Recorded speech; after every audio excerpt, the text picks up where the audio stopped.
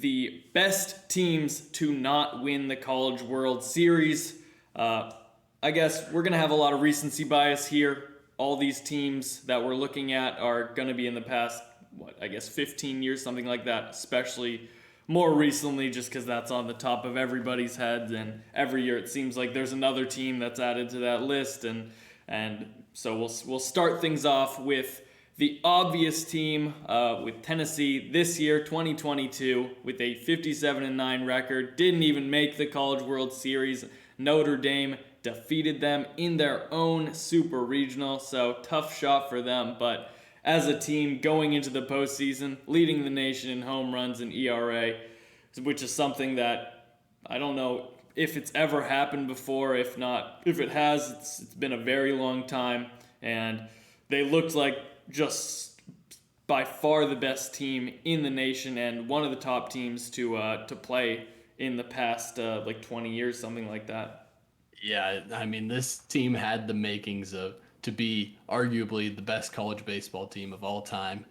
They just dominated the regular season in the SEC, had one of the best seasons ever in that conference. And I mean, they were just completely loaded on the offensive side of things as well as the pitching staff. They have 3 projected first rounders for this season and multiple in the upcoming drafts as well. You got Drew Gilbert, Jordan Beck, and Blake Tidwell that are all likely to be first rounders this year. And they just dominated the whole year, but couldn't get it done in the postseason. They lose to Notre Dame, losing 2 out of 3 in supers. And it's just another one of those teams where completely dominate the regular season, but they weren't able to get it done when it mattered. Yeah, and adding to that list, they have Chase Dolander, projected first rounder in 2023, and a lot of phenomenal freshmen this past year that will probably be looking at the same fate there. But obviously for the teams that are recent that we're going to be talking about, they have yet to see many, if any at all, players make it to pro ball. So we can't really project as much there about if they actually had the most pro talent as we've seen in the past. But for the teams a few years ago and onward, we can kind of go more in depth on who's made the bigs and just how big of an influence they've had in the major league level and that kind of stuff. But from there, I guess another team that had a similar fate to that is the previous SEC champions, Arkansas. 2021 had a 50-13 record as they ended up. Also didn't make the College World Series and lost to an ACC opponent, just like Tennessee did, with NC State defeating them in the Super Regionals. For that team, I feel like there was a lot less talent on paper, but they were just led by Kevin Kopps and seemed like nobody could stop the guy on the mound. One player of the year in 2021, so just completely dominant from him, and the rest of the team did enough to follow that up, but not enough in the postseason to really get anywhere. Yeah, I mean, like you mentioned, certainly not as talented as this Tennessee team this last season, but I mean, they were just comprised of a bunch of winners. They won every single SEC series. It was the first time that had been done. It was super impressive stuff that entire year. And like you mentioned, Kevin Kopps just led the way the entire season. Whether you needed him for 1 inning or 7 innings out of the bullpen, he was ready to go. And he carried that team all the way to supers, where they just couldn't get it done at home against NC State. Just disappointing end to the season when you're a consensus #1 team in the country for a majority of the year. Yeah, and at this point, between these two teams, I'd probably rank Tennessee a bit higher, at least from my perspective. It just seems, for one, talent-wise, they're there. And also, this past year, 2022, it really seemed like before the season started that the top 10 was kind of undecided. There wasn't a top dog, and Tennessee just showed out and dominated most of the year and proved to everybody that there was a just dominant #1 overall team. But it seemed like obviously Arkansas was #1 for most of the year as well, their year in 2021. But Tennessee just having that pitching staff in a year where most teams didn't have an amazing pitching staff, and to also lead the nation in home runs and just have absolute monster bats on the team kind of sets them apart from what I think Arkansas had. Yeah, I think I would have to agree there just from the talent standpoint from Tennessee. I mean, once you got a couple weeks into the year, they were just the consensus number one, and they never let go of that. And Arkansas was similar last year. They were number one for most of the year, but you had Vanderbilt right on their tail with Kumar Rocker and Jack Leiter on that pitching staff. Everybody expected Vanderbilt to be the number one team that entire season, but Arkansas just kept winning.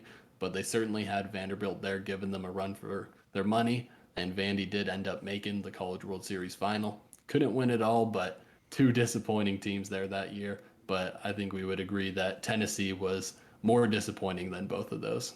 Yeah, I mean, talent-wise, you have to look at Vanderbilt as definitely a team that had more pro potential than what Arkansas showed. But they just, some players are just better made for college, and that's what it really came down to in 2021. But Arkansas was not able to follow through in the postseason, like we said, not even making the College World Series. But from there, we can jump back a few more years to 2017 and Oregon State, who had just an amazing run going 56-6. They made the College World Series, but eventually got eliminated by LSU. The team was just absolutely stacked, and it showed because they won the whole thing the next year. So it's kind of give and take, like a little bit cheap this one, just because a lot of these players came back and dominated the next year. They didn't have as good of a record, but just the team on paper was just absolutely stacked. They had so many first rounders, I believe 4: Nick Madrigal, Trevor Larnach, Caden Grenier, and obviously Adley Rutschman in 2019. Those other guys were all 2018 draft picks. But yeah, since it was in 2017, they still got at least another more year out of all of those players.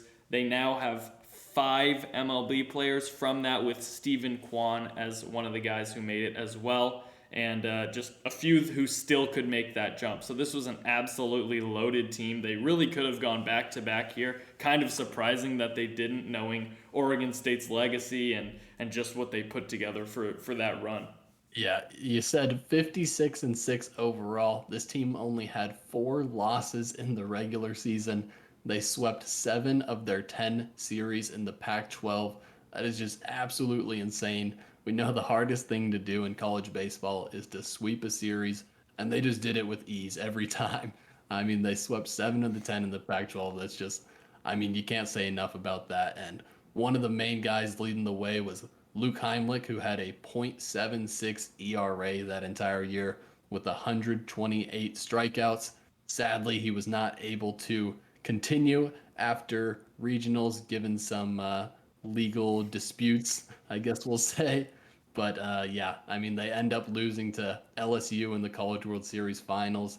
They go up 1-0 and lose back-to-back, and that's 2 of their 6 losses on the entire year right there.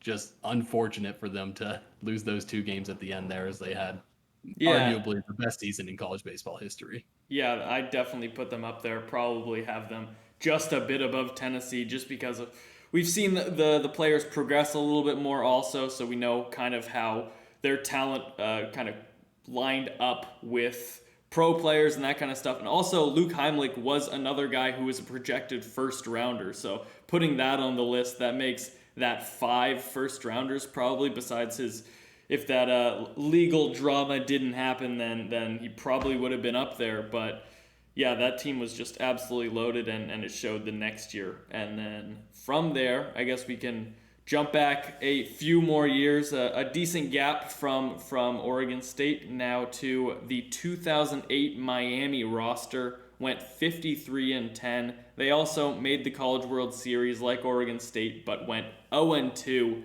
and just got absolutely trounced out of there. But going through the players that they had, and now these guys have had decent chances at MLB now. It's been a while, so all these guys, if they ever were going to make it, they've made it at this point. But we're speaking about Yonder Alonso being the 7th overall pick in 2008, and then we also got Yasmani Grandal, 12th overall pick in 2010. Just off of those 2 names alone, you're going to be looking at some amazing rosters no matter who you go up against, and they have 3 first rounders overall, 6 future MLB players. So this is a team that really should have won it all in a year that the field was wide open, considering that Fresno State, a team that has been good, but isn't usually considered one of those top tier teams. They won it all. So Miami really should have taken advantage of kind of how things panned out, but they were not able to do so, going 0-2 in the College World Series. Yeah, another team that just absolutely dominated in the regular season. They were 47-9 in the regular season. And like you said, they were just led by that star power in that lineup. 6 MLB players and also 2 AAA players in that starting lineup.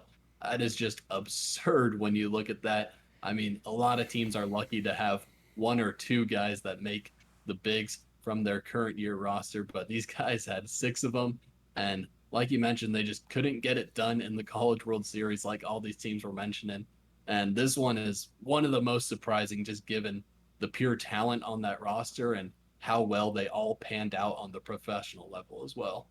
Yeah, it should be interesting to see if these other teams can kind of match that level because they have a lot of years to reach that potential, especially like Oregon State or Tennessee, where there were or will be a lot of first rounders and that kind of stuff, and some of them have made the pros already for Oregon State, so it'll be interesting to see if they pan out completely in the MLB, especially like Adley Rutschman and Nick Madrigal.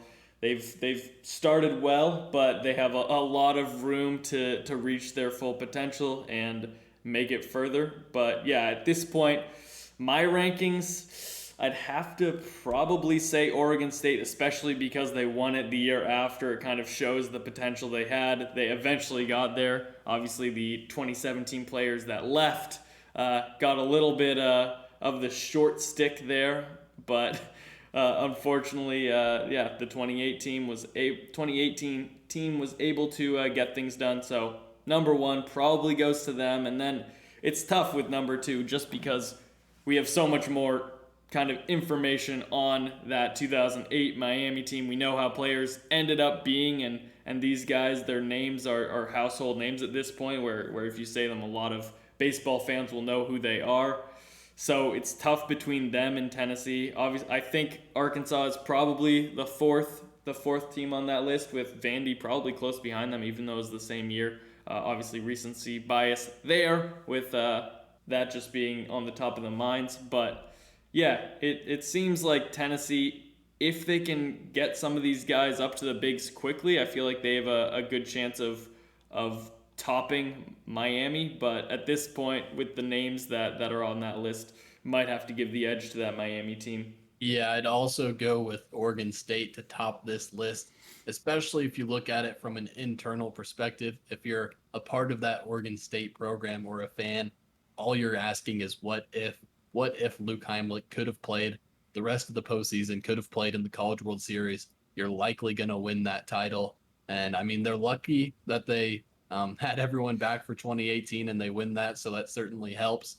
But they had a chance to go back to back for the second time, did it in 06, 07, I believe it was. So certainly the most disappointing for me there, especially when you take into consideration them losing Luke Heimlich. And then for number two, I think I'm going to go with Tennessee here just because of how dominant their regular season was and the fact that they didn't even make the College World Series. Like you mentioned, the star power on Miami. We know that they're proven players that had success on the professional level, but that team did make the College World Series. In the end, if you're not first, you're last. But at the same time, everybody thought Tennessee was an auto lock to make the College World Series, and they didn't even get there. Yeah, that is very true.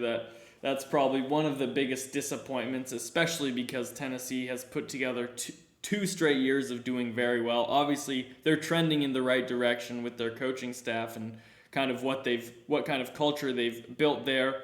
Whether some people agree with how they run things or not, but it looks like they're still heading in the right direction. They just have yet to break that like glass ceiling, if you will.